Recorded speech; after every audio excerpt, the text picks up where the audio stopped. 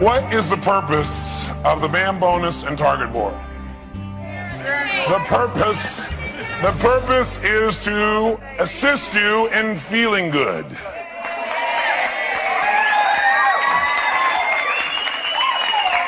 I want you to really think about that for a second, seriously.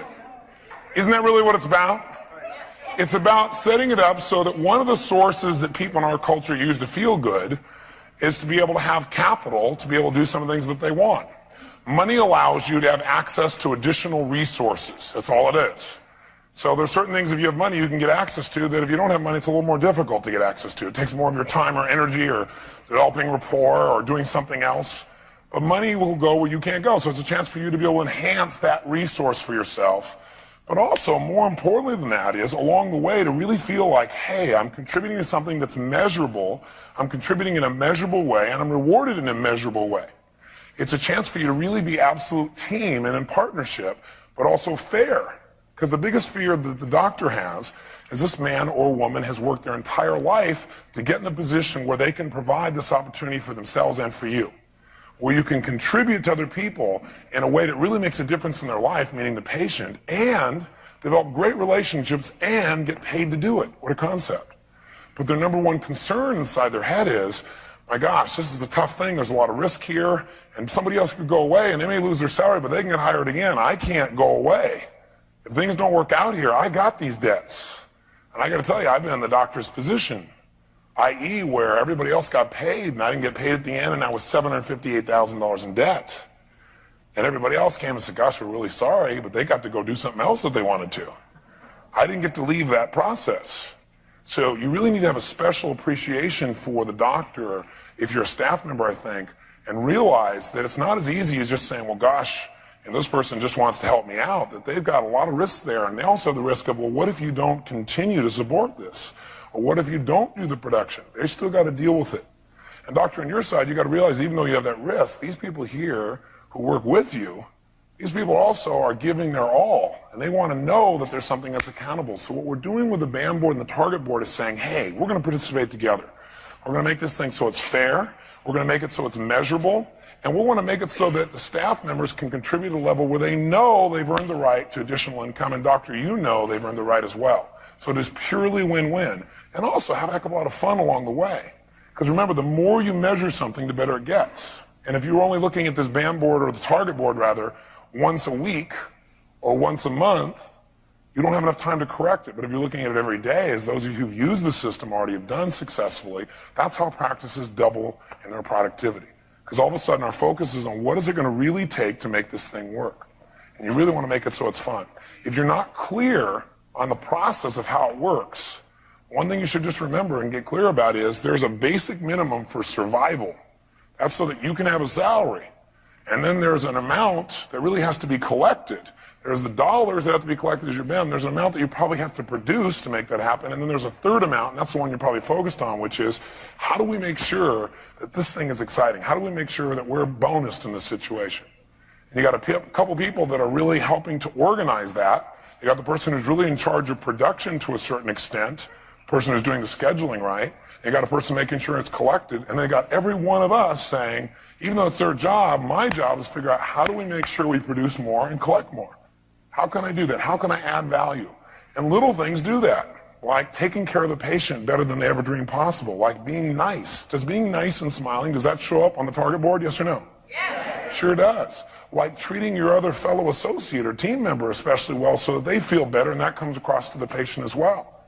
Like thinking, gosh, what else does this patient need, and how can we really take care of this patient, not let this patient fall off, or talking the patient into making sure they come back instead of being afraid. All those things show up. Little things are what make things turn around. It's all those little things coming together to make it happen. So get really clear. And by the way, the whole reason we have a coaching program besides the management program is so that those questions that are unique to you don't get answered in the time here. They can be done with your coach. So make sure you pull your coach aside and talk to your coach and say, what do we need? And your coach will be there with you and make sure you're guided through it and it really works for you. You really want to make sure you apply this because this stuff will really change you. All those willing to really go for it and have fun with your BAM and your target board, say aye. Aye. All those opposed, motion's carried. Next, I want to touch base with you on, once you know what it is you want to do, how do we manage each other to really make that happen? How do we really come across in a way where people hear us and we don't get hooked back into the old communication? Well, the number one way is to have that bridge and keep reinforcing it, right? So that even if we say something in the moment that doesn't come across well, somebody will dismiss it and go, well, they're stressed or whatever, because I love them, they love me, I know what it is. You don't have to sit down every time and clean it or clear it or clog it or whatever it is that we used to do, or what we do now. And a lot of stuff just disappears because you love the person. How many have found you don't even have to do a bunch of languaging if you just remember how much you love the person? Is that true? Okay? So we want to have that as a base. And we got to know how to manage ourselves. So I'd like to share with you a model for managing yourself and managing other people that will really help you throughout your life. Also, it's the same thing you can do with your kids. You can do it with virtually anything. And it's something I learned from my good friend Ken Blanchard. If you haven't bought the book, The 1 Minute Manager, I highly suggest you do it. For two reasons. One is you should be exposed to this human being. He's an incredible man. Ken Blanchard's got heart of gold. He's like this giant teddy bear. And if you ever get a chance to hear him speak, you should take advantage of that. And I've had the privilege of having a great friendship with him for the last few years. Years ago, he developed something he called leadership styles. And the idea of leadership styles was that most leaders, and by the way, are we all leaders, yes or no? Yeah, we're all leaders. First of all, we've got to lead ourselves. Second of all, we all step into a leadership mode. If somebody's down, we want to step into leadership mode and help get them up, help support them. So it's not just the doctor or the staff or the head of the staff. We're all got to be leaders at times. But the bottom line is that most leaders use one or two styles of managing people. Either they used a very direct form of management. And in the directive form of management, people who are real directive, they usually come to you and they tell you what to do, when to do it, and how to do it. Now, a lot of people don't like to have a directive style used on them. But what Ken Blanchard says is, you know, as much as he loves people, there's a point sometimes in a person's development as they're mastering a skill where you really need to direct them because they're brand new. How many would agree with that? Okay? Now, there's another side, and that is instead of directive, there's participatory management. Or another word that sometimes is used for it is democratic, or another word that might be described for this is supportive management. There are a lot of different words that are used. Supportive management. I don't like to use the word supportive because directive management does support someone at certain times. Now the distinction here is when you're in participative or democratic or supportive management, instead of saying, Gerald, please do this and this and this and this, then do this, then do that, and then come back and see me, and I'll tell you the next thing to do. Which style would that be? Supportive or directive? Which one? Be directive. Instead, I'd say, Gerald, you know, we're trying to accomplish this thing on the target board here, and I'd really appreciate it if you know, we need to get this thing done over here. Do you think you could go do that? Or would you handle that for us? Or do you think it's okay? Or what do you think? And Gerald gets a chance to participate and communicate and say, well, yeah, I like it, or I don't like it, or okay, I'll do it, or I won't, or yeah, I'm willing to do it, or trust me, I'll handle it, right? Now, the truth of the matter is both styles are valuable, and Ken Blanchard's view is it just depends on where you are in your development. So he developed this model to show us where people are as they grow within a business, within their life, within anything that they do. And the model basically has 4 boxes. You might as well go and draw those 4 boxes, if you will, in your notes. All perfectly square like mine. And as you draw those 4 boxes, we're going to start in the bottom right-hand corner to represent a first style of experience. In other words, when people first get excited, when people first begin to learn something, when they first get started in a new enterprise, they first come to work in the office, they're brand new. When people are brand new, we call those people enthusiastic beginners. Enthusiastic beginners. Now, an enthusiastic beginner is brand new. What's their attitude usually like when somebody's brand new? What kind of state are they in when they usually are brand new? Yeah, they're really excited, right? This woman's still new, you can tell. Okay. Usually when people are brand new, they're real excited, they're real jazzed, right? It doesn't take a lot. You don't have to like pump them up and stuff, right? They haven't been around long enough to be in those other states that some people have been in who've been here forever. They're really jazzed. They're excited about the littlest things, aren't they? They go, you really get to do that? Oh my gosh, you know this patient came in there, they were so nice, and you know, and gosh, did you notice this in the wallpaper? Did you notice the doctor said this? Isn't that fantastic, right? How many have been one of these people at one time in your life? How many still are this person? Oh, the numbers are a lot smaller. Oh, Nancy. Nancy happens to be an enthusiastic beginner. No wonder. So in this stage, when somebody's enthusiastic beginner, what most people do in trying to manage somebody like this is they say, go get him. So they say, Nancy, okay, first day, go get him, babe. You're excited, you're ready to do it, go get him. And Nancy doesn't know what the heck to do. Maybe somebody pulls her head aside and says, you know, I'm going to get to you later on. I'm really sorry. I know we need to tell you some more, but here, just do this and this and this. Handle it. And that's kind of the training style that a lot of times happens for enthusiastic beginner because they're so enthusiastic, you go, well, they'll figure it out.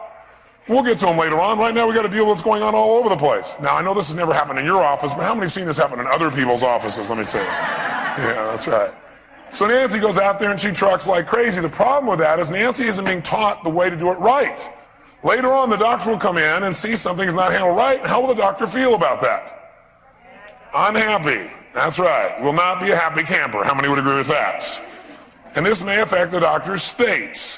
And then, of course, if the doctor doesn't communicate it because Nancy's brand new, and, of course, he doesn't want to make her feel like she's unhappy and stuff, so he'll say, okay, he'll pull somebody else aside and go, you, get this girl up to speed. Am I right? Okay. Or he won't say anything, he'll keep it inside, not be happy about it and say, well, it'll get handled. But does it usually get handled? No, it just collects and usually gets worse and worse. And finally, the doctor gets up to here and goes, what is the matter here? And the manager of the office goes, well, we haven't really trained her. Well, why haven't we? Well, because she's doing so well and she's so enthusiastic. And bottom line is, when a person's an enthusiastic beginner, what do you need to do? You need to be very high in your directing. You need to be in a high directive mode. Highly directive. You know why? You got an opportunity right now to teach them how to do it right. They haven't been around long enough to screw it up yet. All right? They haven't been around long enough to, like, you know, make up all this other stuff that everybody's there, been in there a long time will do. These people may get the right habits if you start out with them right. And you're low on support. Low on support? How could you say that, Tony? You're such a supportive person. I don't mean emotional. I mean, you don't have to describe to them the why and wherefores, and you don't have to pump them up about doing it. Bottom line is you're mostly directing them, and they'll do it. You say, here's what I need you to do, okay? I know it's your first day. We're really in a hurry, so I want you to get the right habits. So I'm just going to tell you what to do today, and you just do it if that works for you. Is that okay? I'm not going to ask you anymore after that if you give me permission. Is that okay? Okay, great. Here's what I'm going to do. Do this and this and this. Go here. Come back here. See me. I'll look at it. We'll see if it's right, and then we'll do this. Person does it, comes back. No, it's not right. Let me give you some correction. Do this and this and this like this, okay? All right, now do it. Okay, that's better. Let's do it again. Now go do this. Da-da-da-da. Here's how to do it. Here's specifically how to do it. Come back and see me. Well, that's not quite it. That's okay. Let me correct this one little distinction you need. Go do it again. You keep doing it over and over again. You know what? In the very beginning, it's kind of a pain in the tail, right? But would it be better to take the pain in the tail in the beginning rather than have the pain in the tail forever? That's right. Because then what happens is they get the right habits, and now you'll never have to think about it again eventually. But if you don't do it right up front, it'll never be right. How many agree with me on this? Okay? And you know what? When they're an enthusiastic beginner, they're willing to take direction. You can tell them what to do, and they're okay about it. I'll give you my favorite metaphor for this. How many of you saw the movie Karate Kid? How many saw that movie? Wasn't that a great movie? Now, do you remember when, what was the young boy's name? Daniel-san. That's right. Daniel-san. Daniel-san, do you remember when he got his little butt kicked and he got a little pain? And he got real motivated to make a change in his life because he had so much pain. And he met Miyagi, right, the great teacher.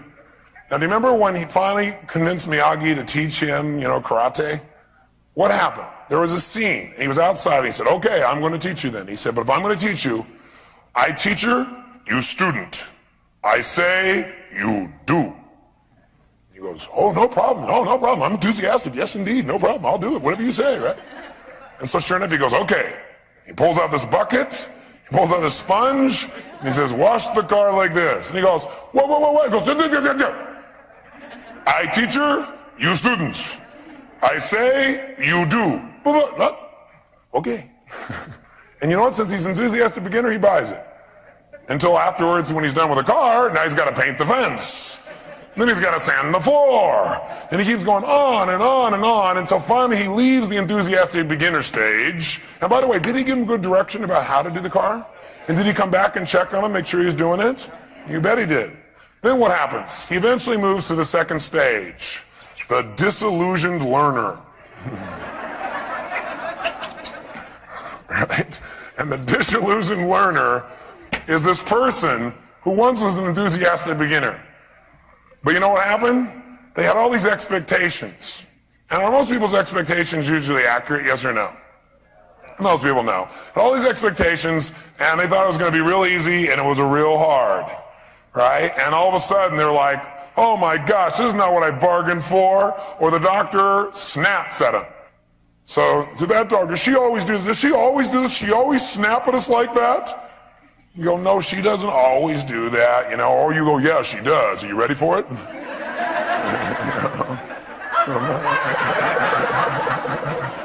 Right? Bottom line is, this person gets disillusioned, and the reason they're disillusioned is, man, in this stage, they're like not in a very good place, are they? And when people feel disillusioned, it's not it doesn't matter whose fault it is, they're just disillusioned. Bottom line is, almost everybody goes through this phase. Some of it lasts an hour, some will last a day, some a week, some a month. Rarely lasts a year because they usually quit. Isn't that true? When people quit, people usually quit in this stage. Is that true? They have all these big expectations, it's all going to be perfect and easy, there's never going to be any hard work, and everybody's going to treat them well, and all the patients were going to love them no matter what happened, and somebody snaps at them, or several things happen, or they're getting a little frustrated, or all of a sudden they have a little spat with somebody, and rather than committing to build a bridge and work it out, they go, oh, the people here are terrible, or that person's terrible, or they make wrong, whatever, and they leave. This is why most people never succeed in life, because they never make it into the final stage, which I'll tell you in advance is called a peak performer. Most people never become peak performers in life because they never make it past this stage called disillusioned learner. What most people do is they go out there and they try something until it gets a little uncomfortable and then they quit and do something else. I call them dabblers. You'll never master anything in your life. A personal relationship, a business relationship, yourself, if you're a dabbler. You might as well forget it. Because you think it's so bad here, and then what happens is you think it's all these terrible people and you go work somewhere else and you have the same problems again because you took you with you. You know? What a concept, you know? So disillusioned learners, you'll be a disillusioned learner somewhere else eventually. You know, bottom line is maybe you got to learn how to master this state and this view. But as managers, here's what we need to know as managers, and we're all managers, including of ourselves. If you find yourself in a state, you got to know how to manage yourself. If somebody else, here's what you do. In this stage, you still are high directive. Because this person still doesn't know how to do it right yet. They got a lot more than they had when they were beginning, but they still are learning. It takes time to learn something, doesn't it? To really master it, where you don't have to think about it. But also, you now have to also be highly supportive. High support. High support and high direction. And what I consider this to be is really, if you're a manager, here you become a real coach. Enthusiastic beginner, you're a director. You direct them. But when they get to be a disillusioned learner, you got to become a coach for them. And what does that mean? It means now when you communicate to the person, you don't say, Gerald, you go do this and this and this and this. I'd say, Gerald, listen, I know you're working hard. And I know we're really maxing out. And I know it's a little frustrating for you. All right, what am I doing? Supporting. Okay, I know it's a little frustrating right now because you're still mastering it, but you know there is light at the end of the tunnel if you hang in there. It really will work out. And you're part of this team. You're going to be part of the bonus if you can master this darn thing. What I need you to do, though, still, is I got to show you what to do because you haven't quite mastered it yet. So let me tell you what you need to do. You need to do this, this, this, and this, and this, in this exact way. Are you willing to do that? Because I'm willing to support you. Are you willing to do that? So now what's happened? You no longer just tell them what to do precisely. You now tell them what to do precisely, but you soften it. You follow me? You give them more information. You let them participate more. You say, does that work for you? Is that okay? You know, and by the way, is this a pain in the tail also to take the time to do this when things are rushing around? Yes or no? It's really a pain in the tail. But you know what? If you don't, you'll probably lose this person. Now, some of you, like Dr. Morris here, Dr. Morris has a staff where the average tenure there is 35 years it's been with him. Right? It's pretty amazing. Right? Because Dr. Morris, he paid the price up front in these two areas. Am I right, sir? Okay, he paid the price up here. Or they did, maybe. Combination. I mean, he hung in there with these people during that time. He got them, showed them how to do it right, or he got a staff to do that. And they went through all this stuff. And when they were disillusioned learners, he still took the time to spend the time to support them. Am I right, Dorothy? And Dorothy, you've been with him how long? 40 years.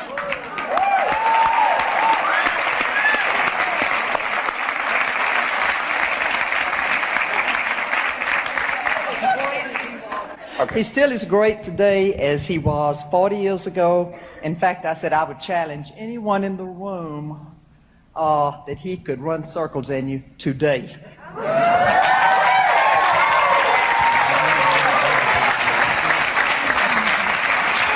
Dorothy, as long as I've opened this up, I'd like to pursue this for a second because he's obviously a role model. How old is Morris? Can he ask? 77. 77 years old. First of all, give him a hand.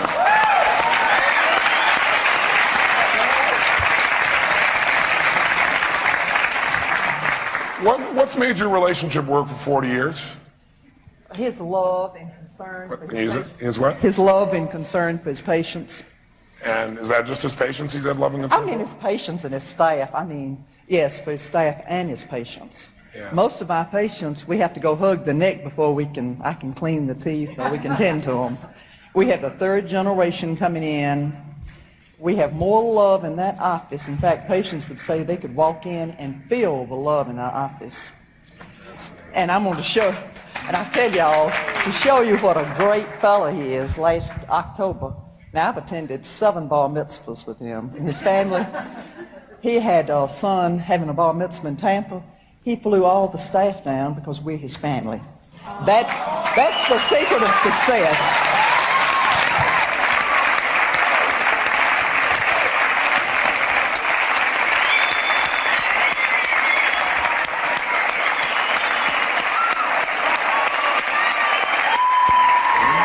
Stand up on a chair. Stand up on a chair.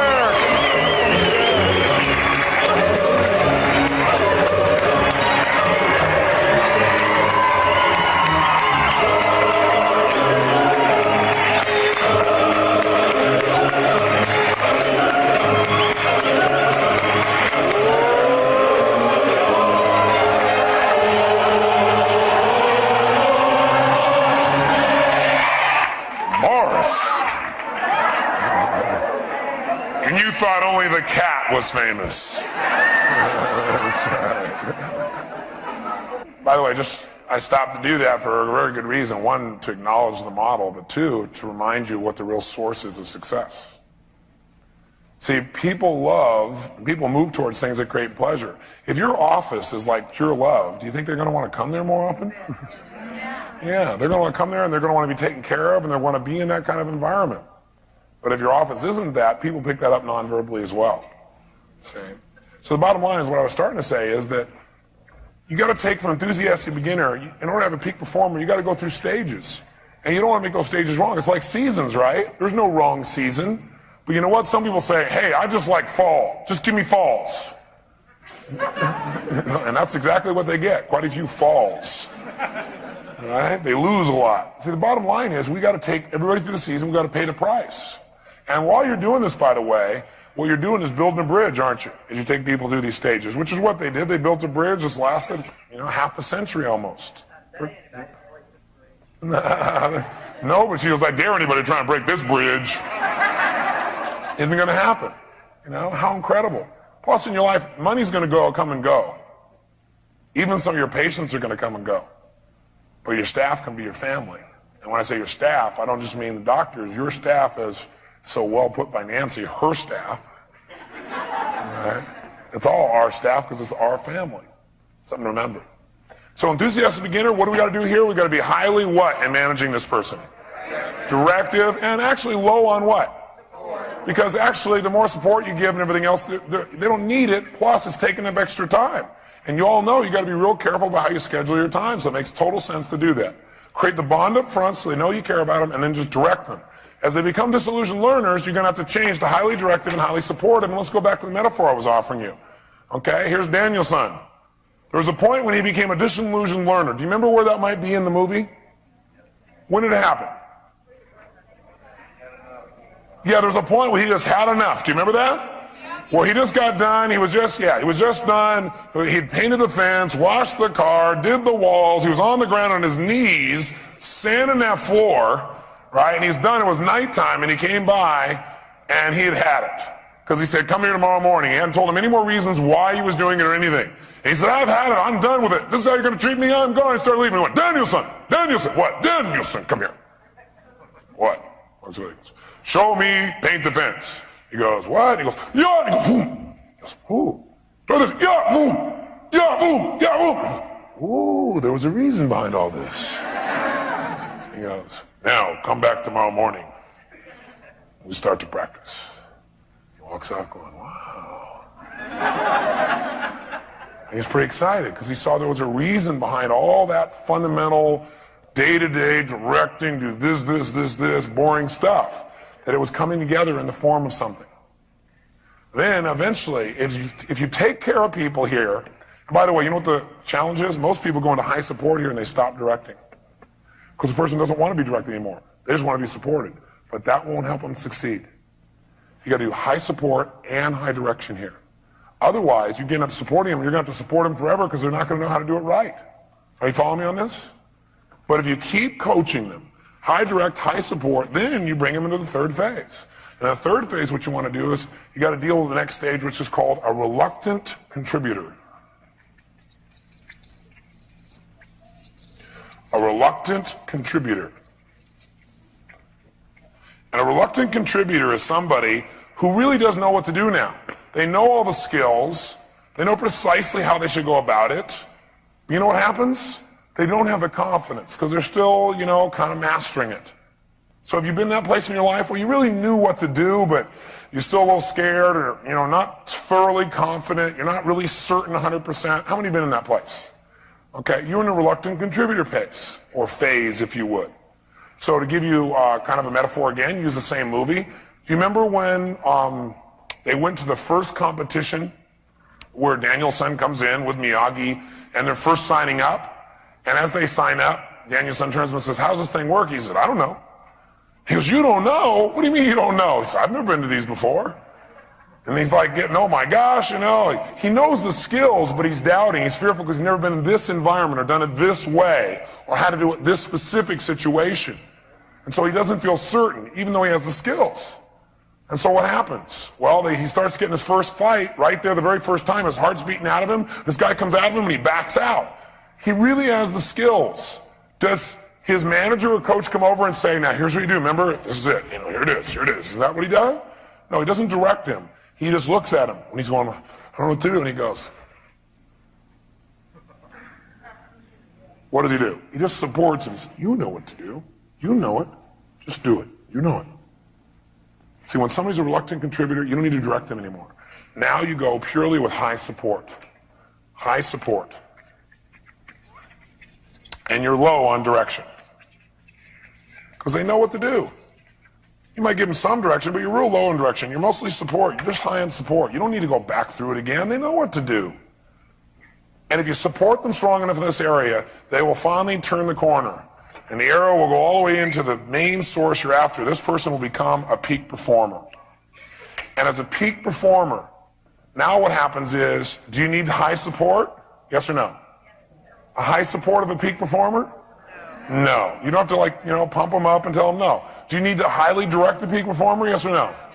No. When a person's a peak performer, you're at low direction and low support. Now again, it doesn't mean emotional support. It just means you don't have to go through all those details with them. Low direct, low support. They can handle it.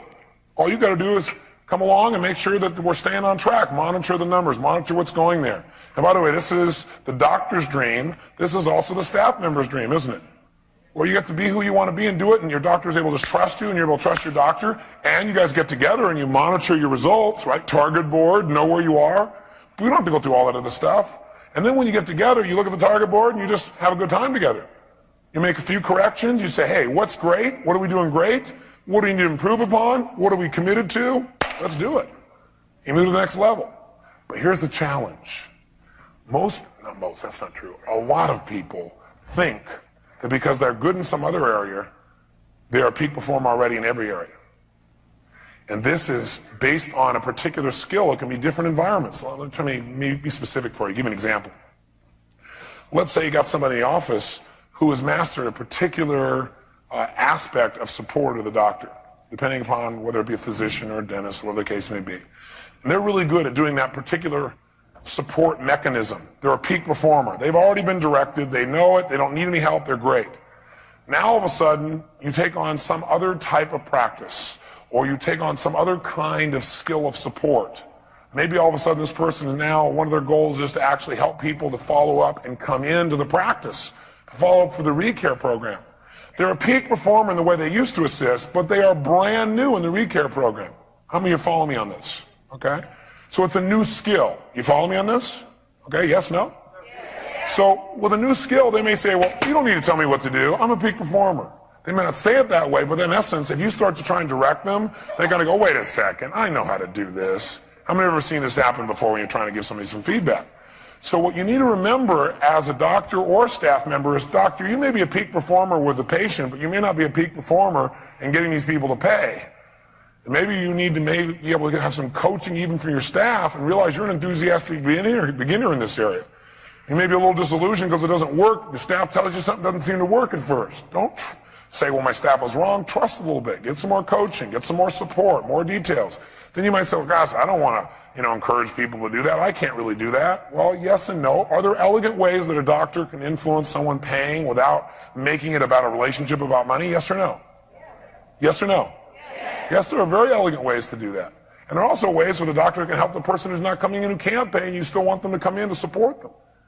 So the bottom line is, you've got to get coached, doctor, all the way into the peak performer range by your staff. We all have to be able to coach each other. Does that make sense? And we got to not say, well, I'm a peak performer, therefore I've mastered everything, and don't tell me what to do. Sounds like an office where this may have come up before. How many have seen this happen where somebody's like, don't tell me what to do? Because really what's behind that conversation is, I'm a peak performer. How many have seen this happen in your office? Raise your hand.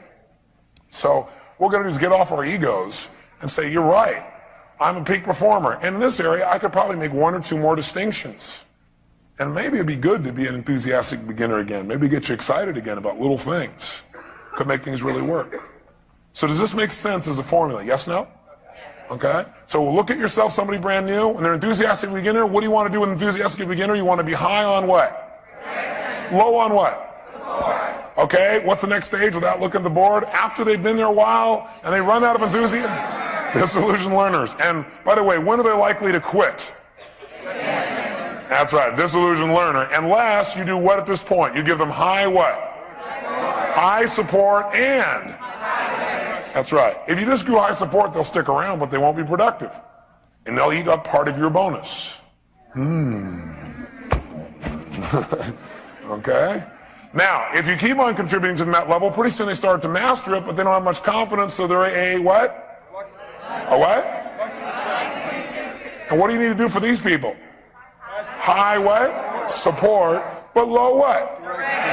That's right. And eventually, if you stick with somebody through all 4 seasons, they make it to fall. And they become a what? Does that mean you'll never have to direct them again? No. It just means in this area, you probably won't have to, right? It'll be very low as far as direction in this area. That's how you want to think about management from now on. And you're all managers. And you know what? When you start to feel like you're feeling disillusioned, maybe you ought to say, I need some more direction, and go get it. Does that make sense? Or you might say, I've got a lot of direction, but I got that part, but I'm not getting the support, and go and say, listen, I need your help. I'm in the disillusioned learner block.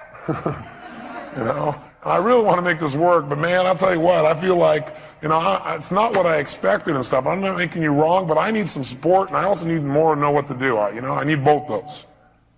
Or you know what, I know what to do, I just need some support and confidence. Can you come watch me do this a couple times, or can you give me a few more hints, or can you just come and give me some moral support?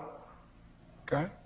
This process, as simple as it is, can really help you. How many of you, by the way, can see people on your staff who are, let's say, in the first stage, enthusiastic beginner? How many have somebody on your staff who's in that stage? So you know what to do with them now. How many have somebody who's in the disillusioned learner stage? Raise your hand. How many are in the disillusioned learner stage? Raise your hand. Be honest. Look, raise your hand. The doctor's in the disillusioned learner stage. By the way, do doctors go through these stages too? Yes or no? Yeah, doctor went out there. Guess what the doctor was told when he was growing up? Be a doctor. Go out there and help everybody. And you know what? Everyone will love you. It'll be great. It'll be fantastic. You'll have a great family and children. You make lots of money. It'll be so easy. Is that how it works? Then they go to school, and by the way, to become a doctor, what did the doctor have to go through?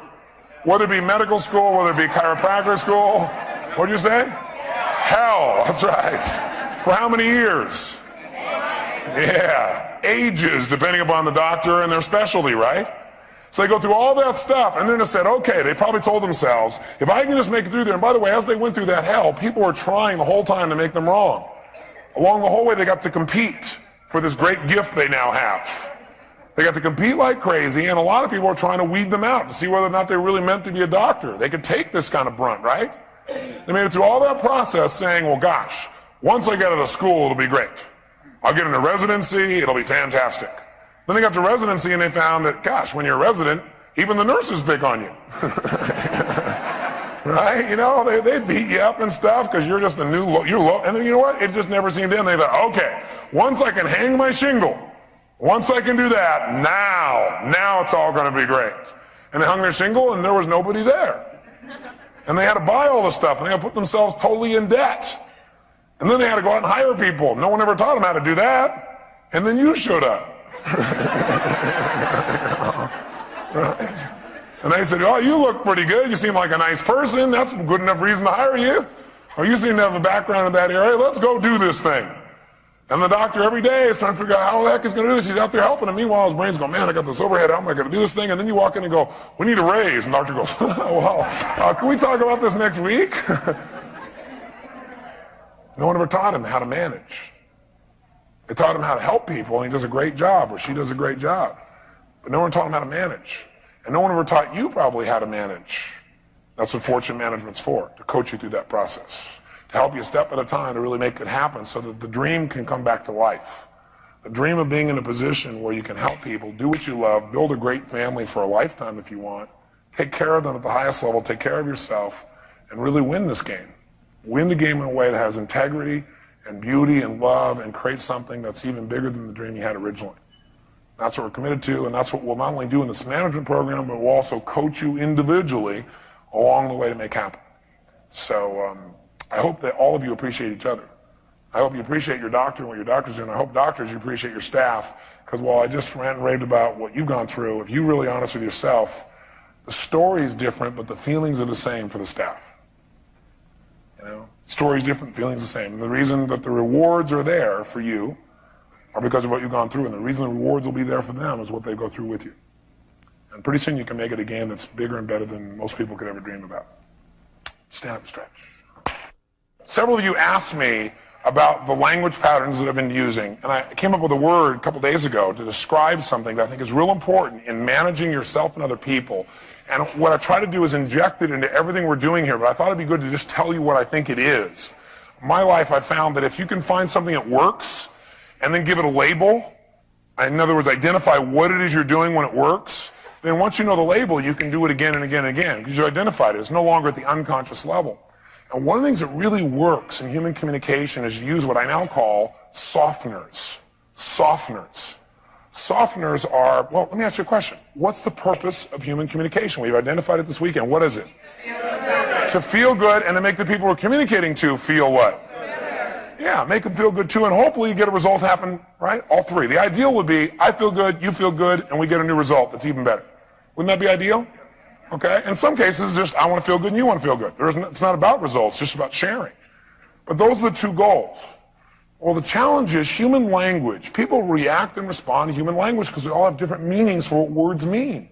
Plus our styles and our approaches and all those kinds of things. So one of the things that really changed my life is I remember years ago I read Benjamin Franklin's autobiography. And when I read his book, one of the things that's great about reading a book is when you read a book, you think like the author. See, I've read about, I don't know, I lost track after about 1,200 books, but I read over 1,200 books in the area of human development alone. I was reading a book a day at one point. That was my whole goal. Figured I'd rather read a book than eat. That was my whole thing, because I thought I can take a person's 10, 15, 20 years of life, pour it in here. And now I have so many references to pull from. And I've got hundreds of years of experience inside myself. So the bottom line is, in reading his book and thinking like he was thinking, one of the things that I noticed was he said that his life changed massively when he learned not to make people wrong. It's not how he languaged it, but in essence, that's what he said. He said that he found it would be much more intelligent for him, rather than say, this is how it is, to say, you know, I think this might be a good approach. Or, I'm not sure, but I think this would really be a nice thing for us to look at. Or, I wonder what would happen if we did this, instead of saying, we should do this. And I remember hearing that phrase, and I really took it to heart, because I thought, this guy's a fairly bright man. He certainly had quite an impact in his lifetime, plus he was beloved. And see, it's one thing to achieve. It's another thing to achieve and be beloved. That means you get to have the juice. You get to have people love you, and you get to love people. There's not like this separation because you've achieved. And a lot of people don't achieve in life because subconsciously they think, if I achieve, there'll be this wall. But see, it doesn't have to be that way. And so I never identified the word for it before until the other day. And as I identified the word, I came up with all kinds of ways to do it. But basically, softeners are a way of delivering a communication, but making sure that the real intent, the real caring stays with what you're saying. The words don't get in the way of your bridge. You don't want to muddy up the road to your bridge. The bridge is still there, but it's kind of hard to get to it sometimes. And a lot of that comes from language. So I think there really are, and I'll just do this real fast, two types of softeners. There are verbal softeners, and there are, of course, nonverbal softeners. Now, remember what I said. The purpose of communication is to feel good, right? And to make the other person feel good. What is fabric softener for? It softens things, and because they're softer, they what? Feel good. How many of you have a water softener at home? Right? Why do you have a water softener? So the water actually what? Feels good. So what's the purpose of using this language? Is to help people to what? Feel good. That's it. And we can do that verbally, and we can do it non-verbally. And here's what you need to understand. There's a critical distinction, and we're going to talk about it in the third session when you come here. Because if there's one skill I have, humble as I am, is I know how to influence. I know how to persuade. I think it's the single most important skill we can master in our lifetime. Because whether or not your kid's on crack or not is not a question of whether they love you. It's a question is, do you have more influence than the guy on the street corner? And in your lifetime, if you don't know how to influence, then all your ideas and feelings and spirituality and all that stuff, it'll die on your lips. So when you come back here in the third session, we're going to talk to you about how to influence and also how to market, how to move people to action.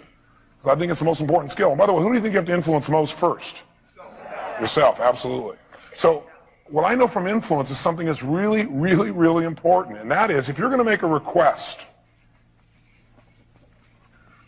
what you do before the request, what you say and or what you do before you make the request will play a bigger role on whether that request is answered or not the way you want it than actually what you say within the request. Now, let me say that again because I verbalized a bunch of things. If you're going to ask somebody to do something, what you say before you ask them to do something will play a bigger role in whether they say yes or not than the actual request itself. I call this pre-framing, and you hear a lot of people using this word that I created a few years ago called pre-framing. It means setting up a frame of reference in advance as to what something's going to mean. I'll give you a quick example. I was in a car accident and last February, and I flew in my helicopter from LA. I'd done a seminar there. I was safe in the sky. But I landed and got in my car, and all of a sudden I'm driving along. I come to a red light. I stop there. I'm on the phone, and I see these lights in my rearview mirror, and I glance up again the last second right before it hits. The guy hits me at 70 miles an hour in a truck, and I'm at a stoplight. Knocked me 50, 60, 70 yards. Nobody can believe I survived it. Unfortunately, I was in a 750i BMW, which is built like a monster car to protect you. It has the tire built in a certain way and everything else. And when it hit, it was unbelievable. And you know, the whole back seat, everything came all the way into the front seat. The stereo went screaming by. It all happened in slow motion, you know. That's what happens when you get in that kind of situation. And they had to prime me out. They just couldn't believe it. And the only thing that happened, I got some whiplash, but that was it. Nothing else. I was fine. The reason I didn't tell you the story, though, is the next day I went out to, not the next day, but the next week I went out to buy another car. And by the way, because of that pain, I had a new value in buying cars. I used to buy cars that were just fast and good looking. I had a new criteria. Could you guess what it was? Safety. I go into the Mercedes dealership and I say, you know, I really like that little convertible, but tell me how it does in a crash. Bottom line is, as I'm doing this, I go to these various dealerships, I'm checking out cars, and the guy just sold me a car. I got another BMW, another 750iL, but I also looked at a smaller one for a sports car, convertible. And the guy was brilliant. Because before he asked me to go in the car, he told me about the car, he got me in the car, and before we got to this one road, he said, now, Tony, before we get on this road, I want to tell you something. This road is really torn up, and I want you to notice I want you to notice just how incredible this car takes it, because it should jam like crazy. But when we go, you notice how well the car turns and handles it, even in that rough road. Sure enough, we went on the road, and as we're going along, he said, isn't this great? He requested, isn't this great? And you know what I said? Yeah, this is great. And if he had not told me in advance there was going to be this rough road, and we started going across the rough road, my brain would be going, man, this BMW doesn't take rough roads very well. How many would agree with me on this? And we would have said, isn't this great? What would I have said? No, hell no. Or I would say, well, yeah, it's great. And not really believed it. So it's what you do in advance of a request that determines someone's perceptions about the request. How many are following me on this? So one of the things that's real simple you can do when you make a request, and by the way, is this manipulation? No. It's called creating an environment where people can hear you. Does that make sense? What he said was actually true. But if he'd not told me in advance, if I'd gone across the rough road, now he came and said, well, that's really a rough road. What my brain said, yeah, but it still should have done better. It's really hard after the fact to change how people feel about something. It can be done, but it's a little harder to do. How many would agree with that? Okay? So up front, when you know you're going to make a request to somebody, whether it's a big one or a difficult one or whatever the case may be, start with a softener. I need your help. What's that an example of? What is it? It's a softener, because what it's doing is it's putting the person in an environment where you're saying, listen, I need your help. And now everything you're going to say is going to be filtered through I need your help. If you just said, I got to talk to you, that's different, isn't it? Or I got to clear something with you. That's another pre-frame too, isn't it? And then for some people, it's a negative pre-frame. Even if you're going to make something, say something small, they're already like, oh boy. So softeners allow us to do it. So what are some verbal softeners you can use besides I need your help? What else could you say to make it softer so people could hear you? What could you say if you had a request or you had an idea or you differed in your view from somebody else? What could you say? Can I share this with you? Say I have a problem. Some people don't want to hear about that, but that's okay. Can I share something with you? What else? I wonder what would happen. Instead of saying, we need to do this, you could say, I wonder what would happen if we ran our meeting this way. I wonder what would happen if when the patients came in, we did this. What do you think? Make a note. The most powerful verbal softener is always a question. The most powerful verbal softener is always a question. See, if you tell somebody how things are, you're not going to be able to influence them anywhere near as if you ask them and give them a chance to give you feedback. Now, we all violate this at the time. We all talk more than we ask. But the more we can balance this out in our lives, the better off we are. And I violate this too. You're going to violate it. But most of the time, I'm on top of it. Ask them a question, and then after, ask the question with language like, I wonder. Not, shouldn't we do this? I wonder if we did this, how would that be?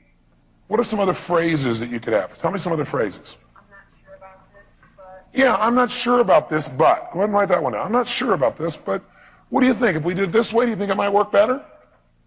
How else could you say it? Yes?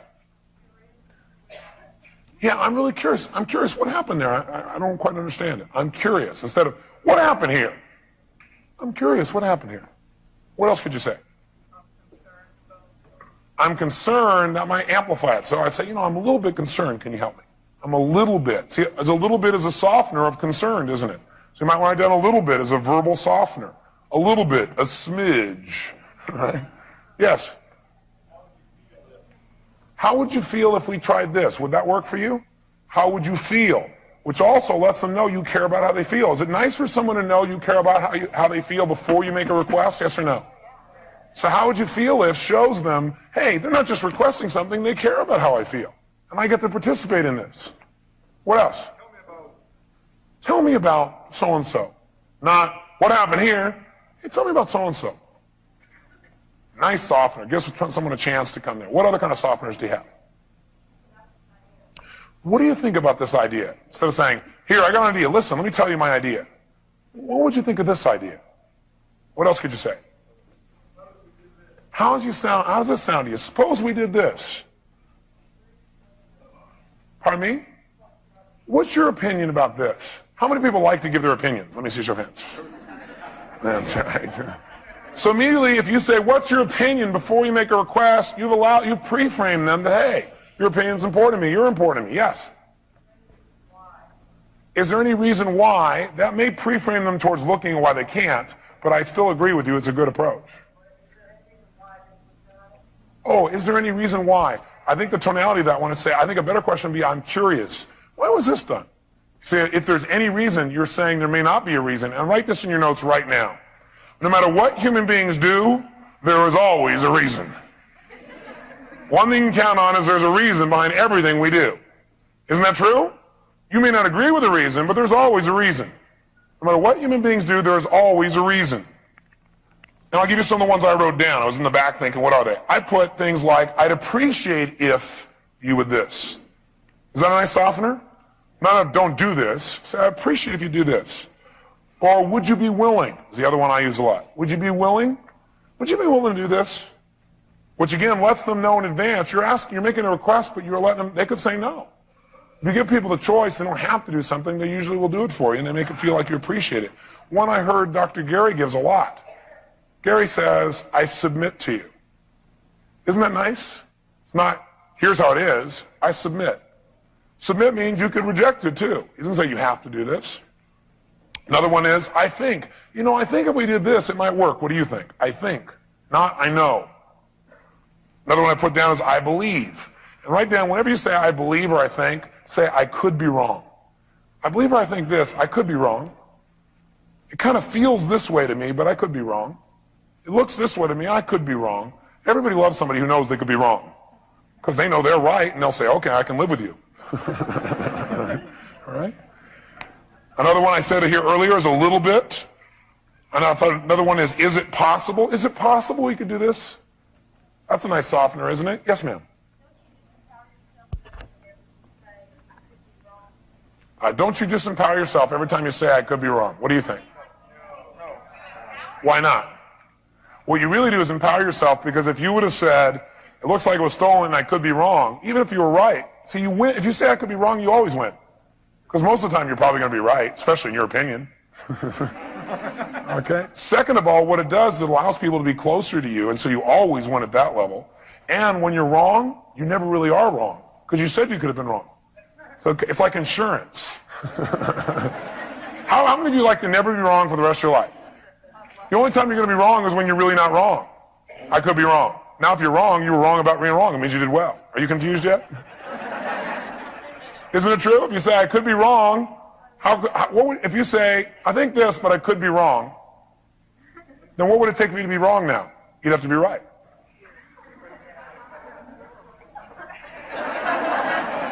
Glad we handled that one. So the most important, how about some nonverbal softeners? What are some things you can do non-verbally to soften your communication? Smile, what a concept. Eye contact's another one. What else? Touching someone, yeah, that definitely softens them. Well, yeah, okay, in some cases. What's that? That wasn't me. I'm not taking the rap for that one. Yes? Shh. What'd you say? Blow a kiss? Okay, well that's often something. Somebody's going, I need to talk to you, and you go.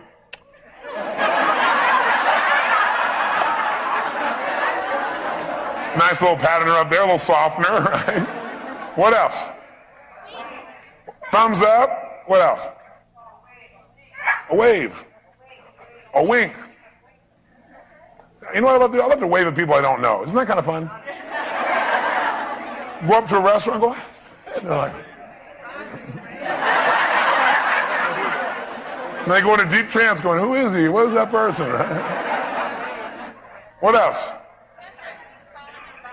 Sometimes just calling by their name isn't nice enough of it. Instead of just saying, do this now. What do you think about this? Bob, Tony, Christy, Dot.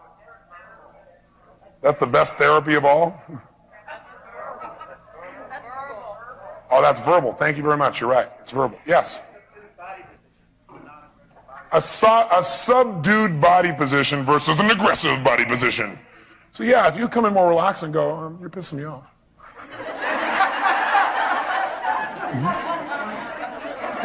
Would that soften the delivery of that communication?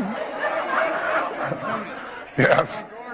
So is tonality a nonverbal? Yes or no? Yes. Tonality is a nonverbal. It's not the words itself. It's a nonverbal. The tone you offer. Yes. Tony, in regards to dealing with a situation, and being that we're dealing with real life situations here, and maybe not directly toward our practices, if it's something that you know that you can't deliver, is there a certain way you recommend expressing to a person you want to work it out? Give me an example so you know what you're talking about. You're somewhere and somebody wants a certain amount for something and you can't deliver that, but you want to make it work out. Honesty. I mean, I hate to be so basic, but I'll tell you what I do. I come to somebody and I say, you know something? I need your help. I really want you to be fair to you. In fact, there's somebody right now that has an opportunity to do some business with myself and the Fortune board, and he's in the same business I am. I have an investment company and an insurance company. I own one. And he wants to sell insurance to us. And I happen to like the guy because I got to meet him. I didn't know he was in the insurance business. He also happens to be a friend of one of our partners. And he wants to insure us all. So, like, how do you deal with that? So I just pulled him aside a little bit earlier and I said, you know, I really want to see your policy. And do you know that I own an insurance company? He said, well, no. And I said, well, you know, the bottom line is I want to support you and I want to be supported by you. And I'm sure there's something we can find out that's fair. I don't know what we can and can't do, but I'm really open to discussion. I just want you to know that I'm on your side, but I also want you to know that I'm also a businessman too. So somewhere there's got to be a balance there. You know, will that work for you? Yeah. He said, oh, yeah, I already heard that and we'll work it out. And he was fantastic. People are fantastic if you just expect them to be. And if you just treat them honestly and you're sincere. I mean, I hate to be so basic. And if you're loving and sincere, you can't believe what people will do. You know, and I'm not saying it's always perfect, but that's how you deliver it as far as I'm concerned. Okay, so these key phrases will be of help when you're dealing with even a situation like this? Softeners. Okay. Softeners. Hey, and telling people up front what your intention is really works. You might want to write that down. Telling people up front, that's the best softener of all. Right. Up front, tell me your intentions. You go in a meeting and you say, Charles, I want to make this work, and I need your help. So what does that tell you already? I want to make this work. I had a conversation with some people last night, and the biggest challenge I had was I had never heard them state their intention. All I'd heard was all the questions they had. So it made me say, well, what's their intent? And I didn't see anything to show the intent was absolutely clear, other than they kept following me from city to city, so I was impressed by that. Okay? But they could also be calling me city to city and harassing me too, so what's the difference? I need to know what their intent is. If you tell somebody up front what the intent is, it's the perfect pre-frame. Now, everything you do will be filtered through that intent. Okay? So tell people up front, hey, I want to make this work. And, you know, I don't know how yet, but I want to make it work. Or, you know, I want to have a relationship with you, but I can't buy your product now. I can't deliver this thing right now, but I want to make it work. How do we do this? Or can we talk in a month? Or what works? Like a win-win. Exactly. Win-win is still the philosophy behind it all. Thank you. Thank you. You're certainly welcome. Give me a hand. Good question.